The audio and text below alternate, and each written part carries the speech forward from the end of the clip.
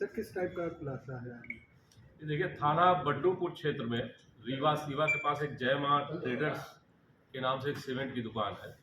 वहाँ 20 अगस्त को दिन में ही दो युवक दुकान पे आए और उनके द्वारा कुछ खुले में 15 किलो सीमेंट खरीदने की बात उससे दुकानदार से की गई।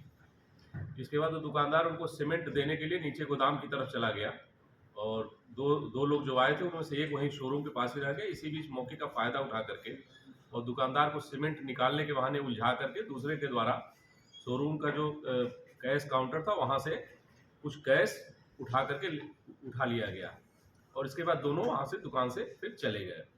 दुकानदार को थोड़ी देर बाद पता चला कि इन लोगों ने हमको उलझा करके हमारा जो कैश काउंटर से पैसे उठा लिए हैं।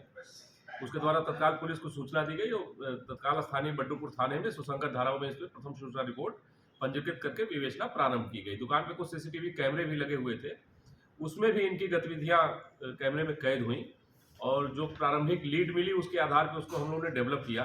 पुलिस अधीक्षक महोदय द्वारा इस घटना को वर्कआउट करने के लिए जनपद की स्वाट टीम, सर्विलांस और थाना बड्डूपुर की टीम को लगाया गया था। सीओ फतेहपुर साहब के नेतृत्व में टीम गठित की गई थी और इस टीम के द्वारा लगातार जो प्रारंभिक सूचना थी उसको प्रारंभिक इनपुट था उसको डेवलप करके इस घटना को आज वर्कआउट किया गया है। उसमें 2 लोगों की गिरफ्तारी की गई है। जो अरेस्टिंग हुई है उसमें एक मनोज कुमार अवस्थी है और दूसरा दिनेश अवस्थी है। दोनों थाना रामपुर बथुड़ा जनपद सीतापुर के रहने वाले हैं। दोनों आपस में पिता पुत्र हैं और इनके द्वारा एक साथ इस तरह की घटनाएं दुकानों से, प्रतिष्ठानों से जो कि सुनसान स्थानों पर रहते हैं वहां पे कारित की जाती है।